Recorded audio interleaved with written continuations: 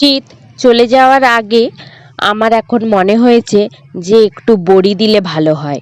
তো এতদিনে আমি বড়ি দিতে ছাদে চলে এসেছি।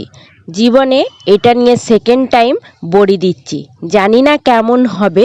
তো চলুন বড়িগুলো আগে দিয়ে নিই, তারপরে আপনাদেরকে দেখাচ্ছি আমি কেমনভাবে বড়িগুলো দিচ্ছি।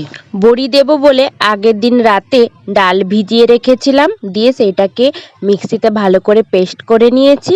এবারে আমি এটা একটা চালনির মধ্যে দেব বলে ঠিক করেছি, তাই জন্য তেল দিয়ে একটু সামান্য ব্রাশ করে নিচ্ছি, তাতে বড়িগুলো ভালোভাবে উঠে যাবে। এই দেখুন চালনিতে পুরো দেয়া কমপ্লিট হয়ে গেছে। প্রথমে ভেবেছিলাম যে চালনিতে হয়তো ভালোই হবে, তাতে খাঁজ কাটা আছে, ওই জন্য বড়ির শেপগুলোও হয়তো খাঁজ কাটাই হবে, কিন্তু একটু পাতলা হয়ে গেছে বলে দেখছি ওগুলো চ্যাপ্টা হয়ে গেছে। ওই জন্য আমি আবার থালায় দিতে শুরু করলাম।